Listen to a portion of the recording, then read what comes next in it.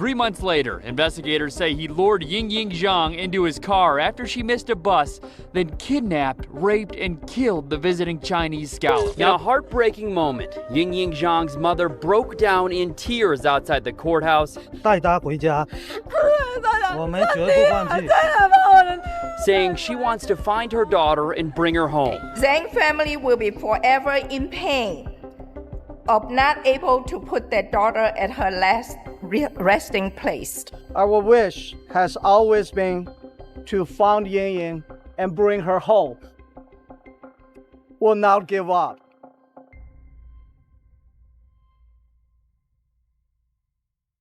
Before we get started, please take a moment to support the channel, subscribe, hit like, and drop a comment letting us know where you're watching from and what the weather's like there. It truly helps more than you might think. Your support is what allows us to keep telling these stories the way they deserve to be told. Champaign, Illinois. The hot summer of 2017, 26-year-old Yingying was originally from Nanping in southeastern China. Her father said she worked just as hard for others as she did for herself. She always wanted to give back to her family, her friends, and her community. For most of the past decade, she had been deeply focused on her education, consistently ranking at the top of her class.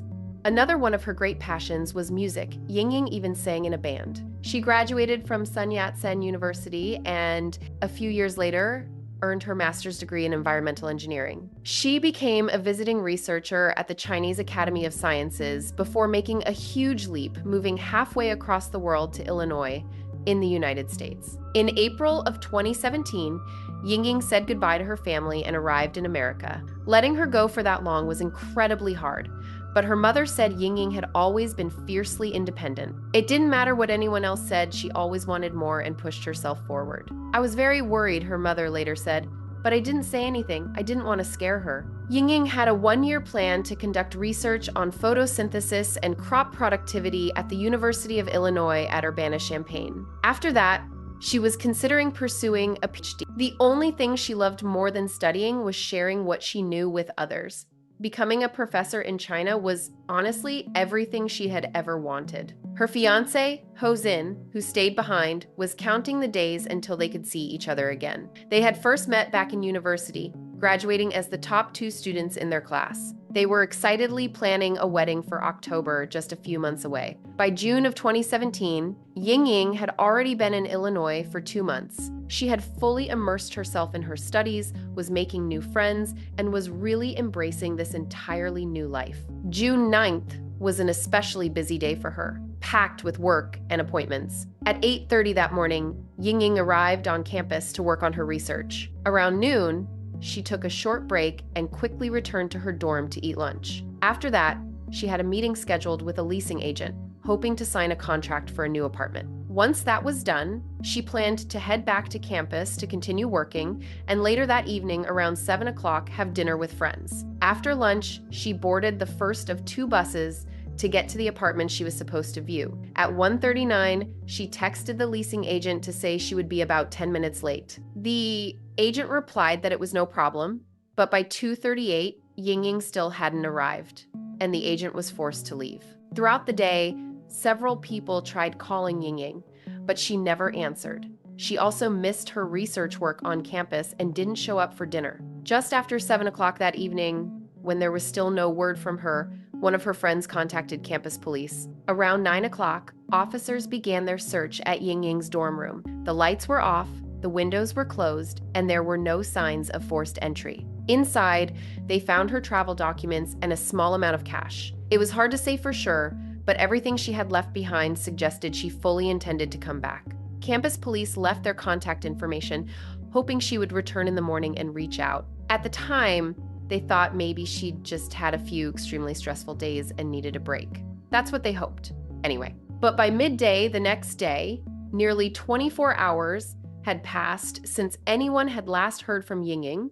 Tonight, breaking news, a desperate search for a missing University of Illinois student. At this point, it was undeniably a missing person case, and detectives immediately began trying to track Yingying's phone. A signal briefly appeared near a bus stop in Illinois, but when officers checked the area, neither Yingying nor her phone was there. Not long after that, the FBI joined the search. Thankfully, The campus was covered with a large number of security cameras, and not just a few, but high-quality ones. Investigators were confident that something, anything, would show up. Footage from the first bus clearly showed Yingying getting on. The bus was nearly empty, and none of the other passengers stood out. She got off on the opposite side of the road from where she needed to catch her second bus, and unfortunately missed it by just a few seconds. She tried to run, waving her arm to get the driver's attention, but it was too late. And that moment was also captured by an exterior camera on the second bus. A third video, taken a few blocks away, showed Yingying walking down the street before stopping at an intersection, likely trying to figure out where to go next. Then, suddenly, a dark-colored car pulled up beside her. It appeared there was a very brief exchange between her and the driver, and then Yingying got into the passenger seat. The car drove away. So who was it? Someone she knew? A taxi? Or, maybe just a stranger offering her a ride? Investigators reviewed countless additional camera recordings, but after that moment, there were no more confirmed sightings of Yingying anywhere. Worry about her. Actually, we worry about her from the beginning when we realized she's missing. And so I really hope that she can just return back safely. Professor Huan says it wasn't like her to not answer her phone for several days. So he called the U of I Police Department and started making posters. A team passed them out throughout all of Champaign-Urbana. We have been focusing on these events straight out from Friday. And it's a tragedy, and everybody is doing their best to spread the news to help locate her. Officers didn't find Zhang at her home after there was still no sign of her for days.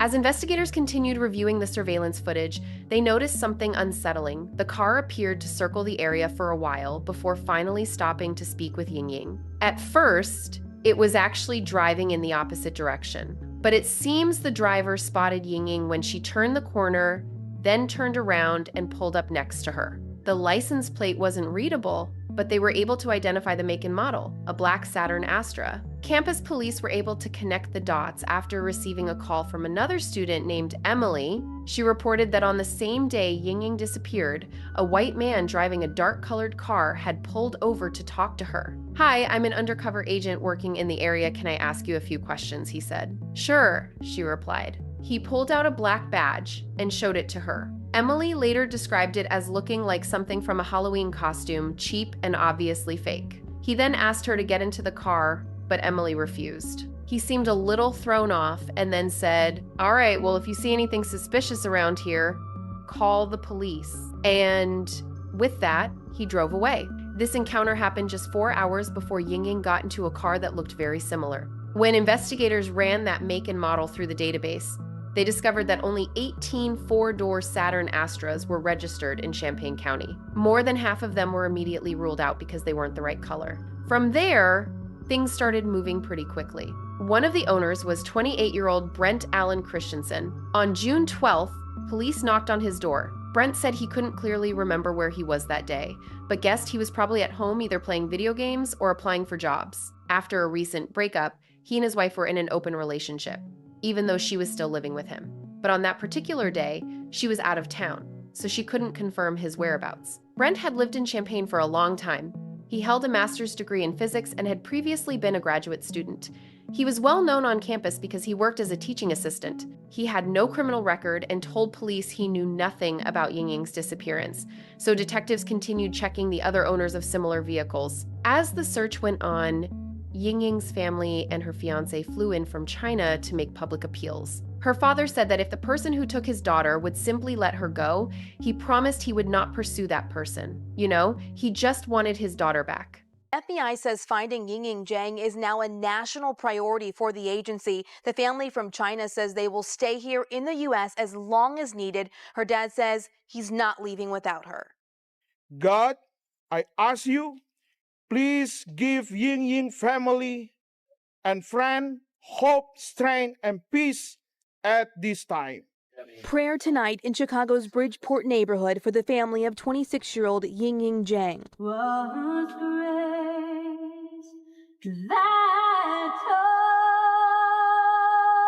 Candles lit as the community comes together in faith, hoping for the safe return of Yingying, a Chinese scholar who arrived at the U of I in downstate Urbana in April to study science. Tonight, her family from China in tears as her dad makes a new deal with the person who kidnapped her. 我希望他可以早日回来。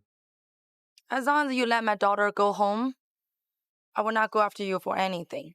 They were hoping and expecting a little bit news, just something, just even just a little bit, every day.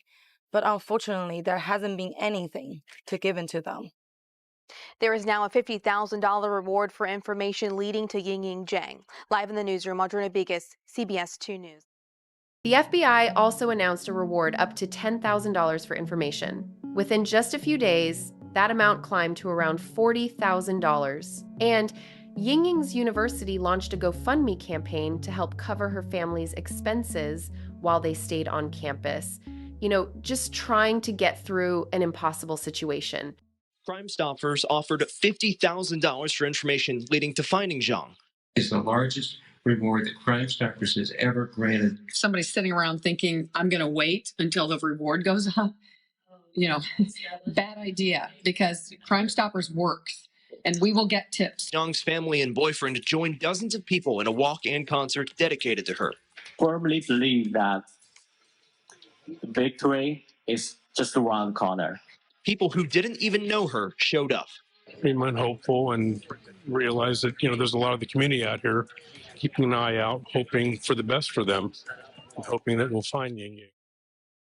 As investigators took a closer look at the surveillance footage showing the car circling the area, they noticed two more details that would later become crucial. The vehicle had a sunroof and a damaged hubcap on the front wheel. On June 12th, officers took several photos of Brent's car, and in one of those images, the broken hubcap was clearly visible. The car also had a sunroof.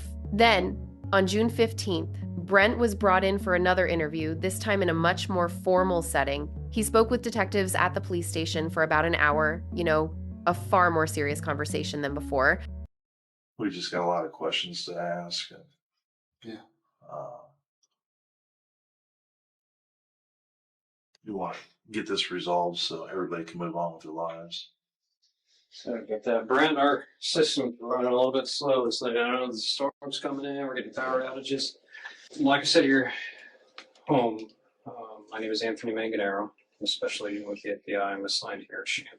And then this is Eric. Yeah, Detective Eric Snipers. Detective with University Police. Okay. We are investigating the disappearance of Ms. Yingying. The most viable tip that we had referred to a black Saturn Astra. So that's why he came to talk to you. Yeah. I graduated a couple weeks ago, so I'm looking for jobs right now. So, okay. I mean, I was either playing video games on my computer or taking an afternoon nap. So I looked into certain things to try and see if I could get some kind of info for an alibi. I sent some texts around that time, but none exactly between 2 and 3. You said your wife was out of town. Yes. The guys mentioned something about Wisconsin. Is that correct? That's correct. Okay. You guys are originally from there? Or yes. Okay. Do you know what days she was in Wisconsin? Like late Thursday night, early Friday morning until Sunday evening. Can you remember, you said you played video games all day on Friday? Yeah. Is it just between the time period that he's asking about or just literally all day? Literally all day. At the moment, not really hanging out with too many people or talking to too many people. My wife and the girl I talked to, she was busy. My wife was out of town, so it's like, well, I'm alone today. So, yeah. You didn't go cruising campus or anything? I did on Saturday, but I mean, getting a little stir crazy just decided to go for a drive on Saturday. But did you go out to eat or anything? Go any places? No, I didn't go out to eat. Inside his apartment, investigators collected samples and swabs from just about everything, including a baseball bat that was lying on the floor. A cadaver dog trained to detect the scent of human decomposition alerted to several areas in his bedroom near the door and the sink, and also to the mattress, which had all of the bedding completely removed. You know, that alone raised a lot of really unsettling questions.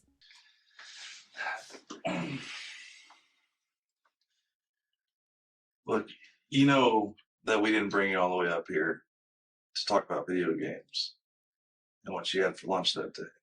Yep. Why do you think that we brought you up here? Because the car I own was seen picking up a girl that's missing. Yeah.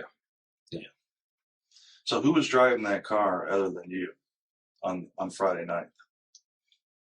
On Friday the night. You're driving your car on the 9th. Does anybody else have access to that car? No one has access to that car. Okay. But specifically on that day, okay, when you originally told the agents that came to your apartment that you just played video games all day long. You didn't leave the apartment. Yeah.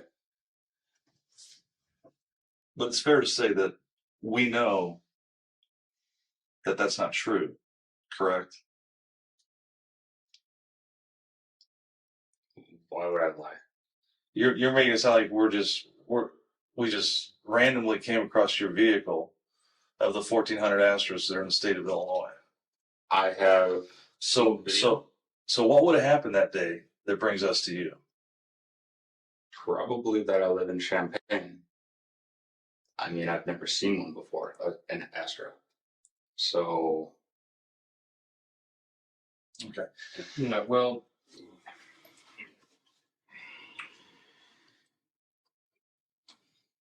believe me when I say that the full weight and force of the FBI is going to descend on that vehicle. Okay. And all that entails. Okay. Right now, my primary concern and why I've been out till midnight, and these guys have been out till midnight every single night, is we're trying to find this girl. It's raining outside. It's nasty. She's a foreign student, has only been here for a few weeks. I want to find her. Brent, I need to know why she's getting into your car, and I need to know where she went. If we can help her, we need to know now, because we need to move on from this. It's been like 6 days now. I don't understand. Sorry. During the interview, Brent initially seemed fairly calm, but before long, he grew noticeably quiet. His legs started bouncing uncontrollably. Detectives noted that his face and neck went from pale to red and blotchy, almost like he was having some kind of physical reaction. It looked like his breathing became labored. Like, his body was reacting before he could even say anything out loud. And you've been at the U of I for how long? 3 years. And that you know what we do. I work in the Detectives Bureau at the U of I, and you know what we have access to? Cameras.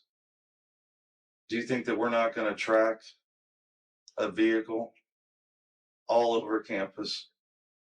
We control kiosks to bus stops. We can look in buses. We can look in every building out on the streets. And you're telling me that I didn't see you driving your car on Goodwin, that I didn't see you driving down Wright Street and turning on right in front of parking where everybody pays their tickets and driving down University to Goodwin and heading south. And then you see her standing on that corner in that shade tree, didn't you? That's where you first saw her.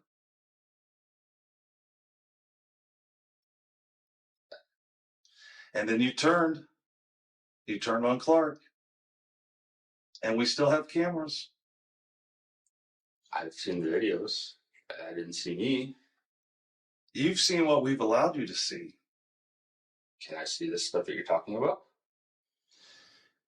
Do you think that we brought you up here to show you video? We want to understand why you did it. Yeah. We want to understand why you stopped her to pick her up. Was it to give her a ride? Are you afraid to tell us? We can work with you there. But I know that you picked her up. I know you did. I saw you in your shirt, arms fully extended. Detectives kept pressing him, and eventually, He admitted that he had given a ride to what he described as an Asian woman. But, according to him, when he took what he claimed was a shorter route, the woman became nervous, so he let her out of the car. "I'm not going to keep someone in my car if I barely know them and they don't want to be there," he said. "So I dropped her off." At the same time, he added that he wasn't even sure it was the same woman. And then he went further, saying he wasn't even certain it had happened that same day or if it had happened at all. The more he thought about it, When you say she freaked out, what did she do? Did she start throwing things at you? Did she scratch you? It looks like you have a scratch on your right bicep there. Is that from? I scratched myself in my sleep. That's from me.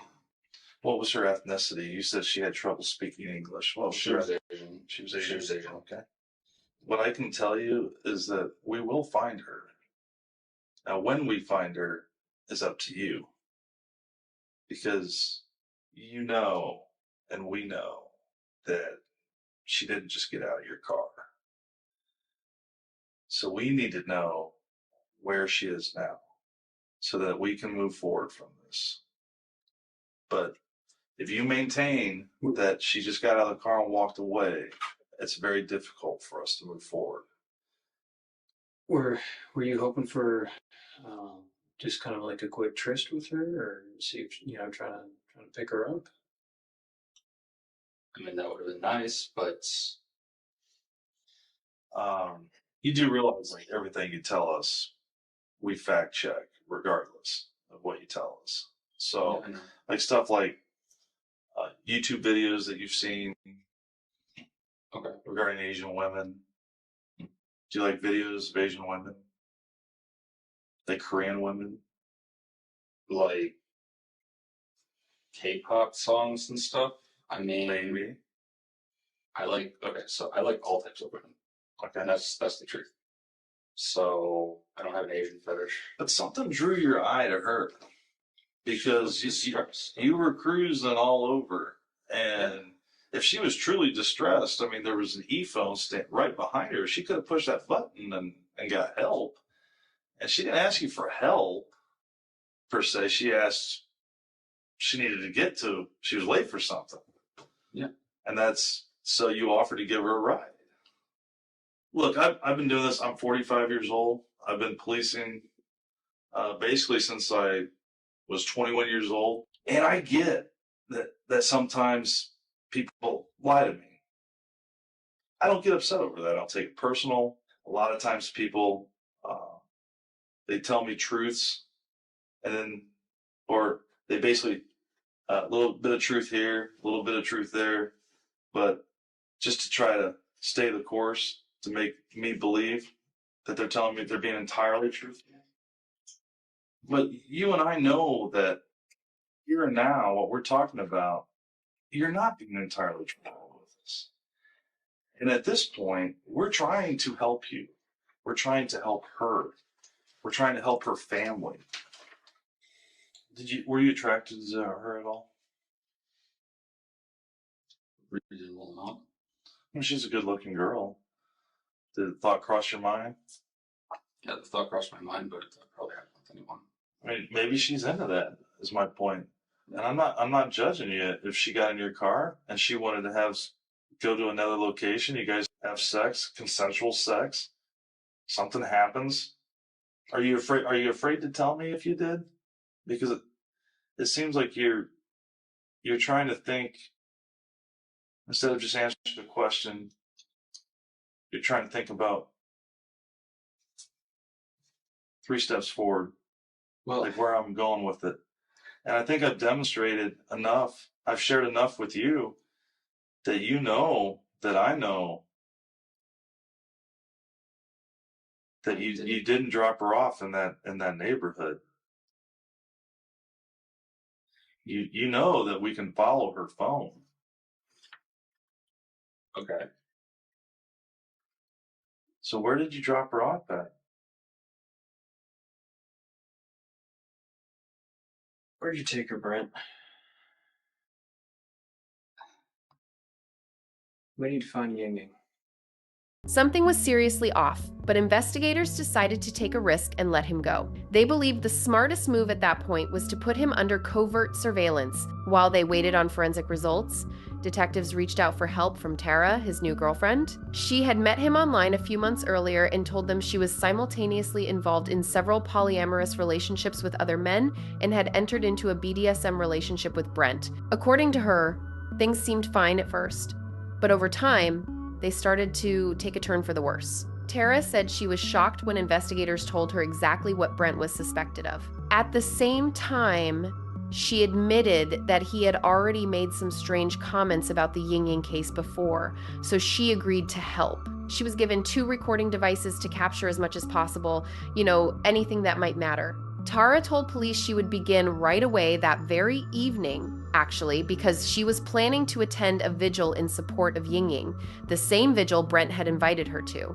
And sure enough, news cameras captured the 2 of them among hundreds of people searching together for the missing 26-year-old woman. And that's where Brent started talking. At first, it was subtle. Then it became bolder. Surrounded by people desperately searching for Yingying, he made comments about how no one really knew the truth and about how hard she had tried to fight back. There's people there tonight. I want them saved. I told you, you have no idea. You know what you know what happened. Pretty well know what happened. She was valley. She works. She was. She's tired. More than anyone else. Over the next few days, Tara made a total of 9 recordings, and each one was more horrifying than the last. Brent admitted that he had started planning the kidnapping and murder of someone months earlier. He actually bragged that he could kill a person and get away with it. He said he lured Yingying into his car by pretending to be a police officer and promised to take her where she needed to go. Instead, he drove her to his apartment and somehow coerced her into going inside. There, he raped her, and then, according to his own words, strangled her for about 10 minutes. He described her fight for survival as almost superhuman, like she just refused to give up. After that, he dragged her into the bathroom and attacked her with a baseball bat. I choked her for 10 minutes. In my hand, I released her breath. She believed that she was alive. So I carried her into my bathroom. Got the bat. And I hit her on the head as hard as I could. And it knocked her head off. He said he hit her so hard that, quote, he crushed her skull. I wasn't sure if she was dead yet, he said. Then I grabbed a knife and stabbed her in the neck, and she grabbed onto it. He laughed as he described cutting off her head. I wanted to make sure she wouldn't come back. I couldn't believe it, so I cut off her head, and that was it. No zombies. She was done. Brent dismembered her body and placed the remains into 3 separate bags, which he dumped into a trash container near his apartment. After that, he got into his car and began scattering her belongings all over the Champaign area. He drove more than 100 miles, just tossing her things out along the way. The dumpsters near his apartment were emptied 3 days later and taken to a landfill. Brent claimed her body would never be found and that her family would, quote, leave the United States empty-handed. He compared himself to serial killer Ted Bundy and bragged to Tara about how good he was at watching everyone search for Yingying and come up with nothing. It's a strange thing to be that good at something, he said, but it's true. And if that wasn't disturbing enough, he even claimed he had killed 12 people before Yingying. In one message to Tara, he wrote, "It was me, she was number 13, she's gone forever." Tara later said she intentionally leaned into her submissive role while recording him, trying not to raise suspicion and to get as much information as possible. I was afraid that if it seemed like I knew too much, she said, I could end up in danger myself.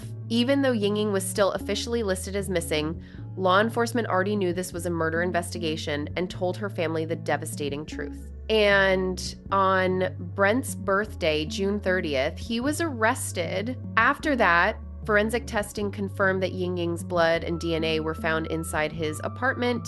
The probability that the DNA discovered on the carpet belonged to anyone else was 1 in 97 octillion, that's 97, followed by 27 zeros. All of his electronic devices were seized, and investigators combed through his online accounts.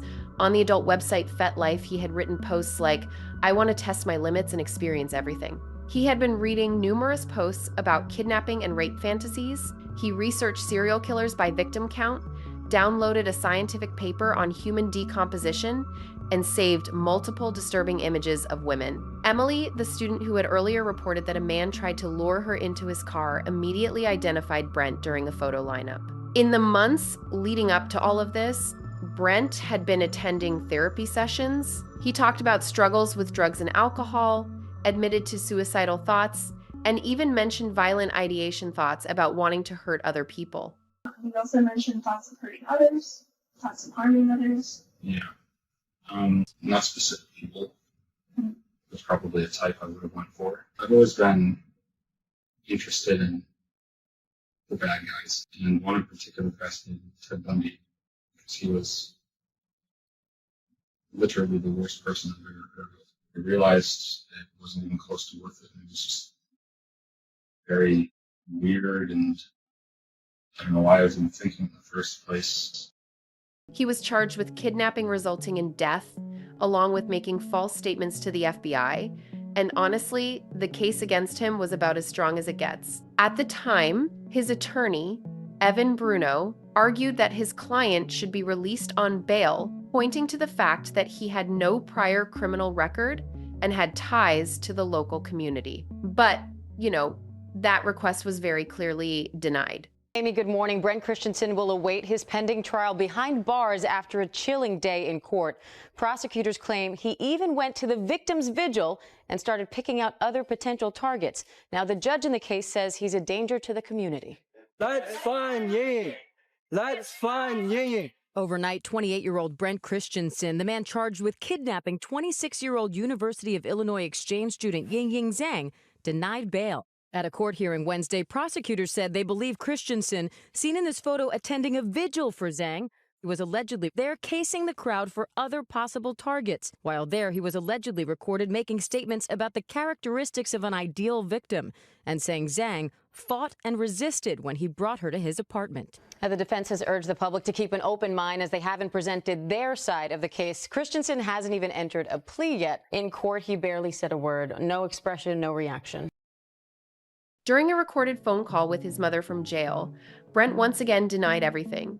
At that point, no one in his family knew about the recordings Tara had made. Not long after, Brent's attorneys, Tom, Evan, and Anthony Bruno, filed a motion to withdraw from the case. They cited the possibility of more serious charges and said Brent no longer had the financial means to continue with private counsel. The request was granted, and he was appointed a team of public defenders. A grand jury later returned a superseding indictment, charging him with 1 count of kidnapping resulting in death and 2 counts of making false statements to the FBI. He pleaded not guilty to all 3 charges. If convicted of kidnapping resulting in death, he faced either life in prison without the possibility of parole or the death penalty. And even though the state of Illinois had abolished the death penalty back in 2011, Brent could still receive that sentence. That's because his case was being tried in federal court as a federal crime. Federal prosecutors are allowed to seek the death penalty for qualifying offenses,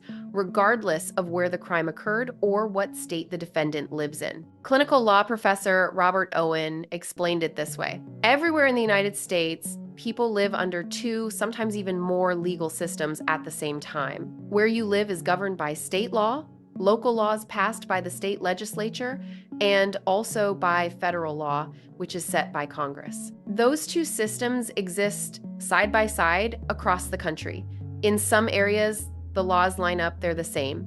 But the death penalty is one area where they don't. That's why the federal death penalty applies everywhere in the United States. Brent's trial was expected to become the first death penalty case in Illinois after the state's ban officially took effect. But before the trial ever began, Brent claimed he was willing to plead guilty and reveal the location of Yingying's body. Prosecutors, knowing exactly what he had done to her, believed that would be far too lenient. The chances of actually recovering her remains were almost zero, and they understood this for what it likely was, another manipulation. Yingying's family said, "We were informed about this statement from the defense during the proceedings. We asked that the prosecution receive truthful information about the location of the remains so they could be found and so we could bring her back to China." They were told that the defendant's response to that request was that none of his statements could be verified. There was no guarantee Yingying's remains would ever be found. Her family didn't trust his words, and for good reason.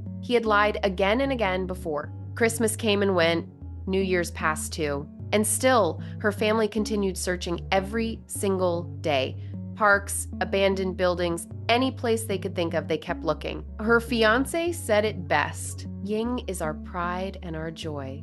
We know Yingying wants to be with us, and we will not leave the United States without her." 5, the family of missing U of I scholar Yingying Zhang is making an emotional plea to the highest office in the land. CBS 2's Jeremy Ross has more on what they asked for and their message to the press. We will never give up on her either. I will protect her, and I will stay with her. Now, I missed the first one, but I will never miss the second one. Oh, that was the boyfriend of Yingying Zhang at an emotional news conference yesterday in Champaign. Zhang's mother is in the front row there, obviously overcome with grief. Her daughter disappeared on June 9th, and investigators believe she is dead. As for where the victim's body is, that remains a mystery that Zhang's father and loved ones Dear Mr. President, asked the White House in a letter to help solve, reaching out for more federal help. we cannot repay your kindness. It is even shame to say the only thing we can do is to say thank you.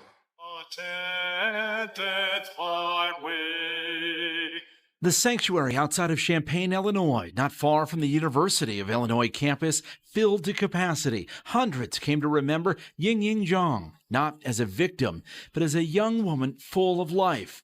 We come, some of us confused, some deeply hurt, some angry.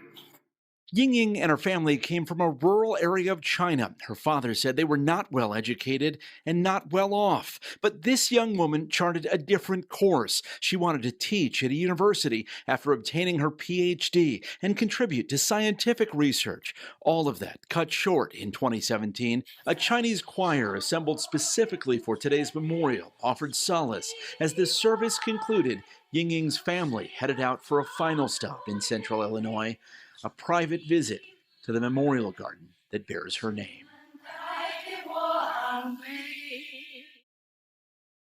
And then, right as Brent's defense team was preparing to begin psychiatric evaluations and mental health assessments, they made a sudden announcement they were abandoning the mental health defense entirely. Brent's father, Mike, publicly claimed that his son might suffer from schizophrenia or psychosis, even though no such diagnosis had ever been formally made. Mike said he believed his son's actions could have been prevented if university counselors had stepped in, talked to him, and taken appropriate action. How could someone in that condition commit a crime like this, he asked. It just doesn't make sense.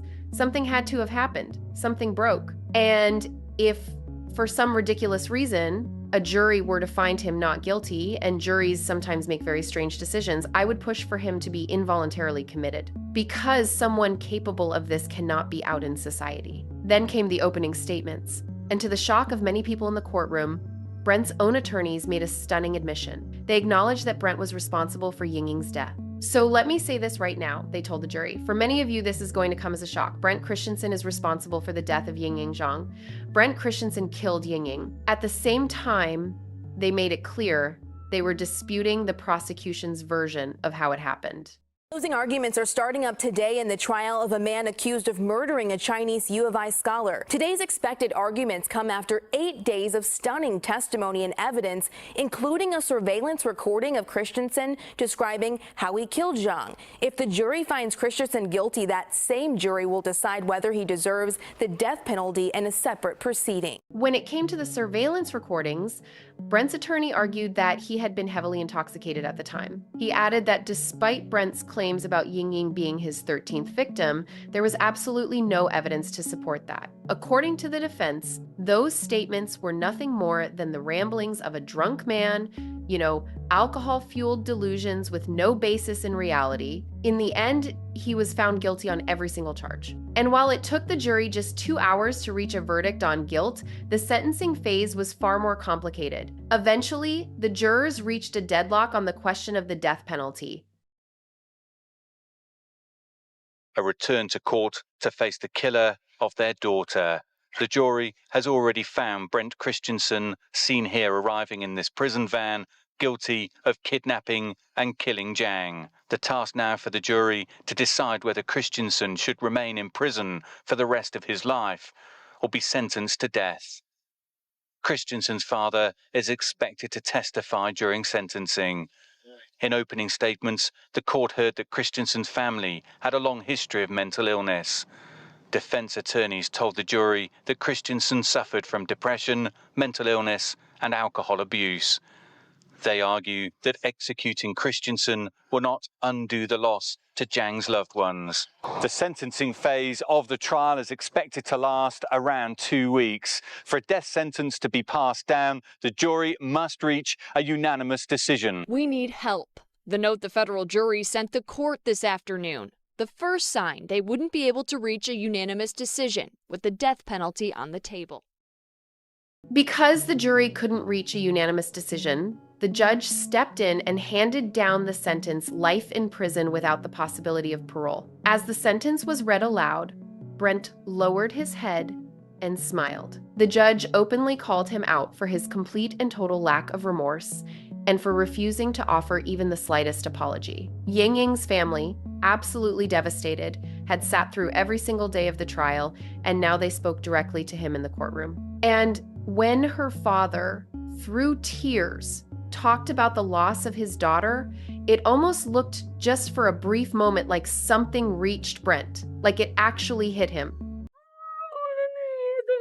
In a heartbreaking moment, Yingying Zhang's mother broke down in tears outside the courthouse, saying she wants to find her daughter and bring her home. Yingying's father says there is no language that can describe our pain and suffering. The result today seemed to encouraging people to do crimes. Zhang's fiancé. He and her family traveled from China for both phases of the trial. All of them disappointed by the verdict. The U.S. attorney says investigators will continue to search. We ask the defendant to unconditionally tell us what he knows about Yingying's location. Leaders of the Chinese community in Chicago, The Chinese community is outraged. echoing those statements today. Zhang family will be forever in pain of not able to put their daughter at her last resting place. Our wish has always been to find Yingying and bring her home. We'll not give up. As of the time this episode was being prepared, Yingying's remains still had not been found. Investigators said that by now, anything that might be left of her could be smaller than a cell phone. The contents of the dumpster where she was discarded had been compacted at the landfill at least twice. Searching that site would require removing tons of trash, which could expose workers to hazardous materials and create serious environmental risks. An FBI special agent also revealed that investigators had identified 19 potential victims, missing or murdered women and children in Wisconsin who could fit Brent's profile. He was clear, though, that there is no evidence directly linking Brent to those cases. Still, he added that it's not possible to completely rule out his involvement in some of them.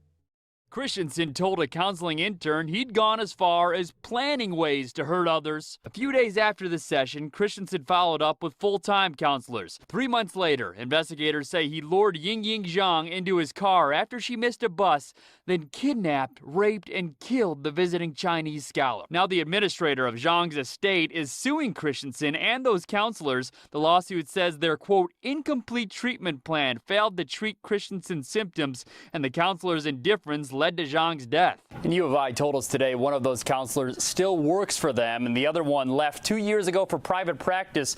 The university says they can't comment on any student's treatment, but they plan to defend themselves vigorously in court.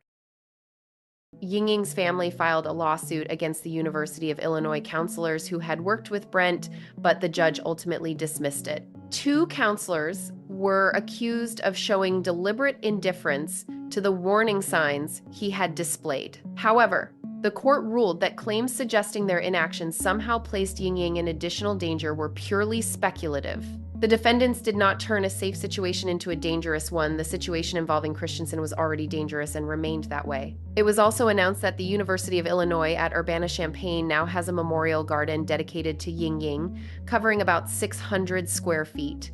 University spokesperson Robin Kaler said, "It's absolutely clear that Yingying Zhang left a meaningful mark on our university and brought many people together. I truly believe this is a beautiful way to give people a place where they can come, remember her, reflect, and find a sense of peace." One of the garden's designers, Phyllis, said that while it was being created, it felt as if there was a presence there. "In a way, it felt transcendent," she said. Yingying's father joined us over FaceTime so he could see the entire process as it was happening. Yingying's family also established an endowment fund in her name. The funds are used to support international students facing crises, as well as their families. Yingying's father explained, "We were terrified.